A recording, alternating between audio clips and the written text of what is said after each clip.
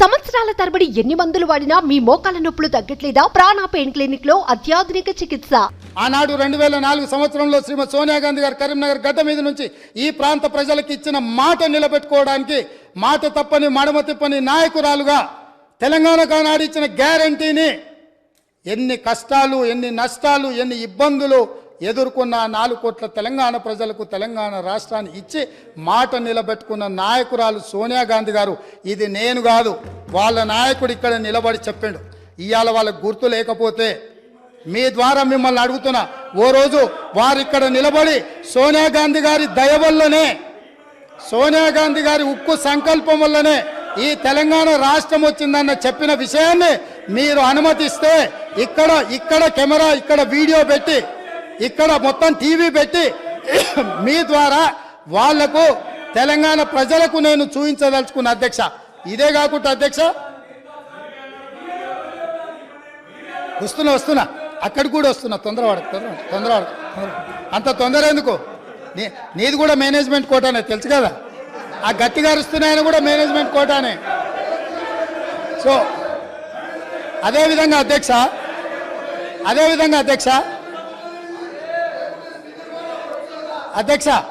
అదేవిధంగా 18 జూలై అధ్యక్ష బాగినాలే ప్రతిపక్ష నాయకులు 18 జూలై 1996 ఒక చర్చ సందర్భంగా, ఈ చర్చ 610 జీవో మీద, తెలంగాణ సమస్యల మీద చర్చ జరిగినప్పుడు ఒక గొప్ప నాయకుడు, చాలా గొప్ప నాయకుడు అని చెప్పుకునేవాళ్ళు ఏం మాట్లాడినరో నేను చెప్పదలుచుకున్నా అధ్యక్ష. ఇది అసెంబ్లీ రికార్డులలో ఉంటాయి, కావాలంటే వాళ్ళు కూడా చూసుకోవచ్చు, లేదంటే కాపీ నేను మీకు పంపిస్తాను, మీ ద్వారా వాళ్ళకి ఇవ్వచ్చు. ఉద్యోగులకు సంబంధించి 6 సూత్రాల పథకం, జోనల్ సిస్టమ్ వంటివి దెబ్బతిన్నాయి. సర్ప్లస్ స్టాఫ్ను రాష్ట్రంలో ఏ మూలనైనా వాడుకునేలా వీలు ఉండాలి, కానీ ఆ విధానం లేదు.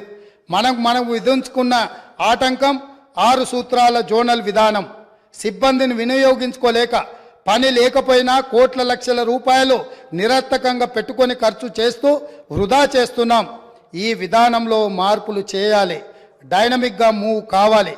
ఆయా ప్రాంతాల ప్రజాప్రతినిధులతోనూ ఉద్యోగ సంఘాలతోనూ సంప్రదింపులు జరిపి జోనల్ విధానాన్ని తొలగించడానికి ప్రయత్నం చేయాలి.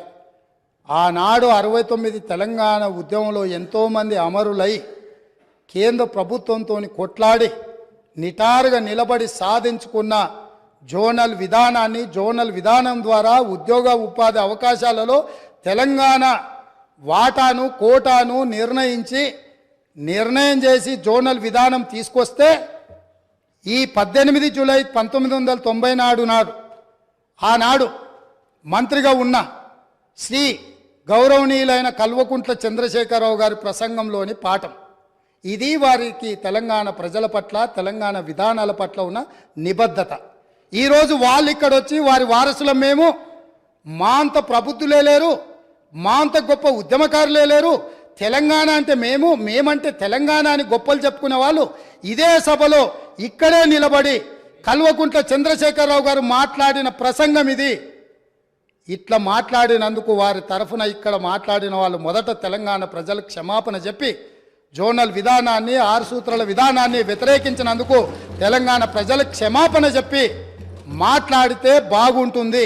చరిత్ర వెనకెళ్ళి తవ్వడం మొదలు పెడితే ఆ సమాధులల్లో మీరు కూరుకుపోతారు, మళ్ళీ బయటికి కూడా రారు. కాబట్టి పదే గతాన్ని తవ్వడం, ఎత్తిపోయడం అంటూ మొదలు పెడితే, ఈ పక్క నుంచి మేము ఎత్తిపోయడం మొదలు పెడితే మీరు తట్టుకోలేరు.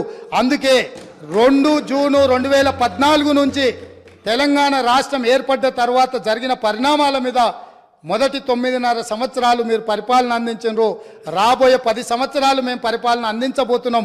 ఇందులో సహేతుకమైన సూచనల్ని, సలహాలని మీరు ఇవ్వడానికి ముందుకు రావాలి అని చెప్పి నేను వారికి గుర్తు చేస్తున్నా అధ్యక్ష. అదేవిధంగా అధ్యక్ష, ఈరోజు ఈ తెలంగాణ రాష్ట్రంలో మనం నిర్ధారించుకున్న విధానాలు అత్యంత క్లిష్టమైనవి, బాధ్యతాయుతమైనవి. ఈ 6 గ్యారంటీలు మేమే గుర్తు చేసుకున్నామని కాదు, ఈరోజు వారు కూడా బైబుల్ లాగానో, గీత లాగానో, ఖురాన్ లాగానో పవిత్రంగా చేతిలో పట్టుకొని తిరగవలసిందే. ఈ 6 గ్యారంటీల నుంచి ఎవరు తప్పించుకోలేరు. ప్రతిరోజు శ్రీరామ జపం చదివినట్టు, లేకపోతే ఖురాన్ పఠించినట్టు, బైబిల్ని చదివినట్టు ప్రతిరోజు మేము ఇచ్చిన 6 గ్యారంటీలను వాళ్ళ చేత ఈ సభలో వెల్లువేయించే బాధ్యత నాది అధ్యక్ష. ప్రతిరోజు వాళ్ళతో మాట్లాడిపిస్తా. ఎందుకు అనంటే వాళ్లకు కూడా పథకాలలో ఉన్న గొప్పతనం అర్థం కావాలి, అర్థం చెయ్యాలి.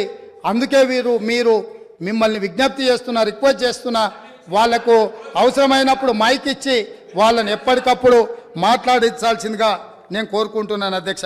అదే విధంగా అధ్యక్ష, గవర్నర్ ప్రసంగము కాంగ్రెస్ పార్టీ మేనిఫెస్టో లాగానే ఉందని మరి పెద్దలు చాలా అనుభవజ్ఞులు కడియం శ్రీహరి గారు, వారి పట్ల నాకు గౌరవం ఉంది. ఎప్పుడైనా మీరు ఇంతకాలము మంత్రిగా ఉప ముఖ్యమంత్రిగా పనిచేసిండ్రు, ఏ గవర్నర్ గారి ప్రసంగమైనా మా ప్రభుత్వం యొక్క ప్రణాళిక, మా విధి విధానాలు, మా భవిష్యత్తు ఏదైతే ప్రణాళిక ఉన్నదో ఆ భవిష్యత్తు ప్రణాళికలనే మేము క్యాబినెట్లో చర్చించి మేము భవిష్యత్తులో ప్రజలకి ఏ విధంగా మేము మేలు చేయబోతున్నామో, ఈ ప్రజల బాగు కోసం, అభ్యున్నతి కోసం మేము చేపట్టబోయే చర్యలు ఏమున్నాయో గవర్నర్ ద్వారా మేము ప్రజలకు వివరించదలుచుకున్నాం. గవర్నర్ ప్రసంగం అంటే క్యాబినెట్ ఆమోదం పొందిన ప్రసంగం. కాబట్టి గవర్నర్ గారి ప్రసంగం బల్లగుద్ది చెప్తున్న మా కాంగ్రెస్ పార్టీ మేనిఫెస్టోనే గవర్నర్ గారి ప్రసంగంలో పెట్టినాం. అది మా బాధ్యత. అది అల్లా తప్పగా తయారు చేసింది కాదు. నిబద్ధతతోని నిక్కచ్చితంగా మేమందరం కూర్చొని, ఎవరో ఒక్కరు ఎక్కడనో కూర్చొని ఏదో రాసి ఏదో ఇచ్చి ఏదో చదివించే విధానం కాంగ్రెస్లో లేదు. సమిష్టి నాయకత్వం, సమిష్టి నిర్ణయాలు, సమిష్టిగా పరిపాలన జరుగుతుంది, సామాజిక న్యాయం జరుగుతుంది. అందుకే కాంగ్రెస్ పార్టీ స్పష్టంగా చెప్పింది, 6 గ్యారంటీలతో పాటు 7వ గ్యారంటీ ఇస్తున్నాం.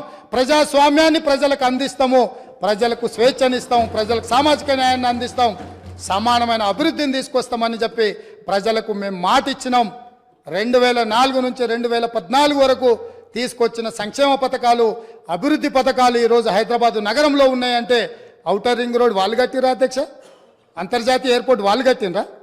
మెట్రో రైలు వాళ్ళు కట్టినరా? హైదరాబాద్కి కృష్ణానది జలాలు వాళ్ళు తీసుకొచ్చిండ్రా? హైదరాబాద్కి గోదావరి జలాలు వాళ్ళు తీసుకొచ్చిరా? హైదరాబాద్లో ఈరోజు తీగల వంతెన మీద ఫోటోలు దిగుతున్న వాళ్ళు ఆనాడు కాంగ్రెస్ పార్టీ అధికారంలో ఉన్నప్పుడు చేసిన ప్రణాళికనే అన్న సంగతి అప్పుడే మర్చిపోయిందా? ఇవాళ మీరు నెత్తి మీద నీళ్లు చల్లుకున్నంత మాత్రాన గోదావరి తాగునీటి జలాలకు ప్రణాళిక పెట్టింది ఎవరు, ప్రారంభించింది ఎవరు, పనులు ముందుకు తీసుకొచ్చింది ఎవరు అధ్యక్ష? ప్రాణహిత చేవెళ్ల ప్రాజెక్టును ఆనాడు దేవేందర్ గౌడ్ గారు పాదయాత్ర చేసి తెలంగాణ ప్రజలకు ప్రాణహిత చేవెళ్ల ప్రాజెక్టు కావాలి అని అంటే ఒక తెలంగాణ బిడ్డగా దేవేందర్ గౌడ్ గారు కాంగ్రెస్ పార్టీ కాకపోయినా ఆనాటి కాంగ్రెస్ పార్టీ ఈ ప్రాజెక్టు ద్వారా 14 లక్షల ఎకరాలకు 38,400 కోట్ల రూపాయలతోటి నీళ్లు ఇవ్వాలని ఉక్కు సంకల్పంతో డాక్టర్ బాబాసాహెబ్ అంబేద్కర్ ప్రాణహిత చేవెళ్ల ప్రాజెక్టును ప్రారంభించారు. పెద్దలు వెంకటస్వామి గారి సూచనతోని ఆ పేరును పెట్టినరు. పనులు ప్రారంభించి చేవెళ్లలో అర్ధాంతరంగా ఆగిపోయిన పనులకు ఎవరు బాధ్యత తీసుకుంటారని నేను అడుగుతున్నా అధ్యక్ష. ఆనాడు కాంగ్రెస్ పార్టీలో ఉన్న నాయకులు చిన్నారెడ్డి గారు లాంటి వాళ్ళు మాట్లాడడం వల్ల పాలమూరు ప్రాంతానికి, రంగారెడ్డి ప్రాంతానికి సాగునీటి ప్రాజెక్టు నిర్మించాలి, సాగునీరు తాగునీరు ఇవ్వాలి అని పాలమూరు రంగారెడ్డి ఎత్తిపోతల ప్రాజెక్టుకు 2013లోనే మంజూరు ఇచ్చి పనులను సర్వేలు చేయమని ఆదేశాలు ఇచ్చి దానికి పునాది రాయి వేసింది కూడా కాంగ్రెస్ పార్టీ కాదా అని నేను అడుగుతున్నా. ఉమ్మడి రాష్ట్రంలో చివరి జీవో నెంబర్ 69 నారాయణపేట కొడంగల్ ఎత్తిపోతల పథకానికి 8.5 టీఎంసీలతో 1,500 కోట్ల రూపాయలతో 1,07,000 ఎకరాలకు సాగునీరు తాగునీరు ఆ ప్రాంతానికి అందించాలని ప్రాజెక్టు ఆమోదిస్తే నికర జలాల కేటాయింపుతోనే ఆనాడు గవర్నర్ గారు జీవో ఇస్తే ఆ జీవోను ఈనాటి వరకు తుంగలు తొక్కిపెట్టి నారాయణపేట కొడంగల్ ప్రాంతాన్ని ఎడారిగా మార్చింది వాళ్ళు కాదా? ఈ వివక్ష వీళ్ళు చేసింది కాదా అని నేను అడుగుతున్నా అధ్యక్ష. ఇదేనా ఈ తెలంగాణ రాష్ట్రంలో తెలంగాణ వాడు ముఖ్యమంత్రిగా ఉండి తెలంగాణ ప్రాంతాన్ని పరిపాలిస్తున్నాడు అన్నప్పుడు ఎందుకు మా ప్రాంతాలు వివక్షకు గురైనాయి? మా ప్రాంతాలు ఈ రోజుకి వలసల ప్రాంతంగా ఎందుకు ఉన్నది? ఈ వలసలకు, ఈ చావులకు వీళ్ళు కారణం కాదా అని నేను అడుగుతున్నా అధ్యక్ష. అదేవిధంగా ఈరోజు నేను మాట్లాడదలుచుకున్న అధ్యక్ష, తెలంగాణ రాష్ట్రంలో డ్రగ్స్ మహమ్మారి లేకుండే, తెలంగాణ ఉమ్మడి రాష్ట్రంలో డ్రగ్స్ గురించి చర్చలు లేకుండే, గంజాయి మత్తు లేకుండే, లిక్కర్ కూడా అతి తక్కువగా ఉండే. కానీ ఇవాళ ఏ పేపర్ చూసినా, ఏ టీవీ చూసినా గంజాయి మత్తులో దాడులు జరుగుతున్నాయని, సింగరేణి కాలనీలో 6 సంవత్సరాల పసికూనను గంజాయి మత్తులో రేపు మర్డర్ చేస్తే ఈ ప్రభుత్వం అచేతనంగా ఉండిపోయింది. ఈరోజు ఈ రాష్ట్రంలో జరుగుతున్న కారణాలకు ఈరోజు దొరుకుతున్న డ్రగ్స్కి ఈ ప్రభుత్వ వైఫల్యం కారణం కాదా? ఈ ప్రభుత్వం డ్రగ్స్కు సంబంధించి విచారణ మీద సిట్ వేసి ఆ సిట్లో ఉన్న అధికారిని అర్ధాంతరంగా ఎందుకు బదిలీ చేసిండ్రు? అతను ఎక్కడికి పోయిండు? ఆ సిట్ ఎక్కడికి పోయింది? ఆ విచారణ ఎక్కడికి పోయిందని నేను అడుగుతున్నా అధ్యక్ష. ఈ ప్రభుత్వం యొక్క వైఫల్యాన్ని కప్పిపుచ్చుకోవడానికి విచారణలో లోపాలను దాచిపెట్టడానికి చేస్తున్న ప్రయత్నంలో నేనే స్వయంగా ఆనాడు 2017లో తెలంగాణ రాష్ట్ర ఉమ్మడి హైకోర్టులో పబ్లిక్ ఇంట్రెస్ట్ లిటిగేషన్ వేసి ఈ విచారణ మీద ఎన్ఫోర్స్మెంట్ డైరెక్టరేటు, డిఆర్ఐ, ఈ నార్కోటిక్స్ డిపార్ట్మెంట్ అన్నిటిని కూడా ఒక సిట్ను ఏర్పాటు చేయాలని హైకోర్టులో కేసు వేస్తే 2021 వరకు నేను కొట్లాడితే తెలంగాణ రాష్ట్ర హైకోర్టు ఈడీకి మొత్తం సమాచారాన్ని చేసిన విచారణను బదిలీ చేయమని హైకోర్టు ఆదేశాలు ఇచ్చిన ఈ రాష్ట్ర ప్రభుత్వం ఆ వివరాలన్నీ దాచిపెట్టింది అధ్యక్ష. ఆనాడు డ్రగ్స్లో ఏవైతే టెలిఫోన్లు కానీ, కంప్యూటర్స్ కానీ, ల్యాప్టాప్లు కానీ ఇతర సీజ్ చేసిన ఎక్విప్మెంట్, ఎలక్ట్రానిక్ ఎక్విప్మెంట్ని ఏది కూడా ఈరోజు వాళ్ళు ఫోరెన్సిక్ ల్యాబ్కు పంపించలేదు. వాటి మీద సరైన విచారణ జరగలేదు. ఆ వివరాలన్నీ కూడా ఈడీ అడిగితే ఇవ్వకపోతే ఈడీ డిపార్ట్మెంట్ తెలంగాణ ప్రభుత్వం మీద contempt of court case file చేసింది అధ్యక్ష. నేను అడుగుతున్న అధ్యక్ష మీ ద్వారా ప్రతిపక్షాన్ని, ఈ రాష్ట్రాన్ని పంజాబ్ రాష్ట్రాన్ని మీరు చూసిండ్రు. పంజాబ్ రాష్ట్రాన్ని ఈరోజు డ్రగ్స్ మహమ్మారి పట్టి పీడించడంతో ఈరోజు గ్రామాలల్లో పేద మహిళలు, ధనవంతులు శ్రీమంతులు కాదు, పేదలు భార్య తల్లి కూలికి పోయి సంపాదించిన డబ్బులో భర్తలను సోదరులను ఇవాళ డ్రగ్స్కి అలవాటు పడి బాధపడుతుంటే వాళ్ళకు అందులో సంపాదించిన కొంత డబ్బు పెట్టి డ్రగ్స్ కొని ఇచ్చే పరిస్థితి వచ్చింది. ఈ పరిస్థితి పంజాబ్ రాష్ట్రాన్ని నిర్వీర్యం చేసింది అధ్యక్ష.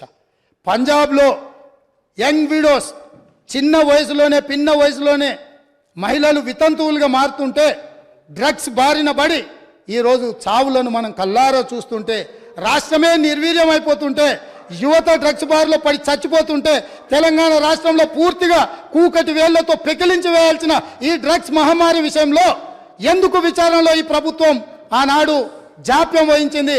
ఎందుకు నిర్లక్ష్యం వహించింది? ఎందుకు దీని మీద చర్యలు తీసుకోవడానికి నార్కటిక్ డిపార్ట్మెంట్కు, డిఆర్ఐ డిపార్ట్మెంట్కు, ఈడీ డిపార్ట్మెంట్కు ఎందుకు సంపూర్ణమైన సమాచారాన్ని ఇవ్వలేదని నేను అడుగుతున్నా అధ్యక్ష.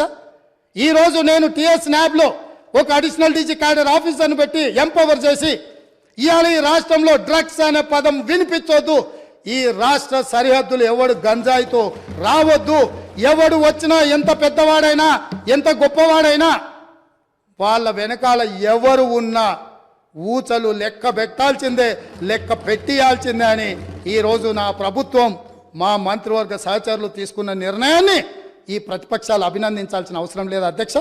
మిగతా విషయాలలో భిన్నాభిప్రాయాలు ఉండొచ్చు, భేదాభిప్రాయాలు ఉండొచ్చు, కానీ డ్రగ్స్ మహమ్మారిని నిషేధించడానికి నిర్వీర్యమైపోతున్న యువతను, చిన్న పాఠశాలల ఆడపిల్లలు బలైపోతున్న ఈ మహమ్మారిని నిషేధించడానికి ఈ దాన్నైనా అభినందించడానికి మన ప్రభుత్వాన్ని మీరు అభినందించడానికి మీకు మనసు రాలేదా అని నేను అడుగుతున్నా అధ్యక్ష.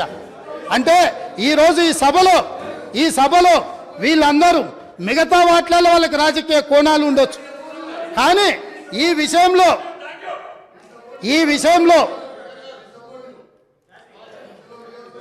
రన్నింగ్ కామెంట్ చేయకండి దయచేసి ప్లీజ్.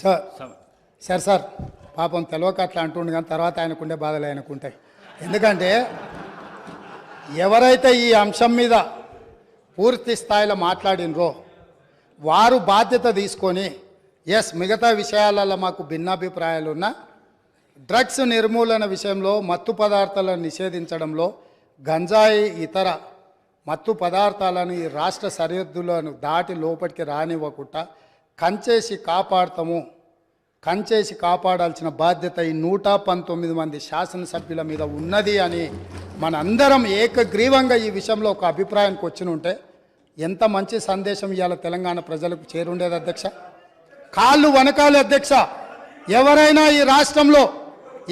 ఈ రాష్ట్రంలో గంజాయి కానీ, కొకైన్ కానీ, హెరాయిన్ కానీ ఇట్లాంటివి రకరకాల ఎన్నో పేర్లు పలకడానికి కూడా నాకు రాదు అధ్యక్ష.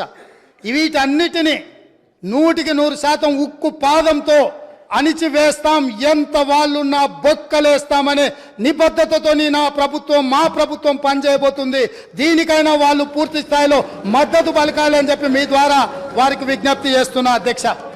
అదే అదేవిధంగా అధ్యక్ష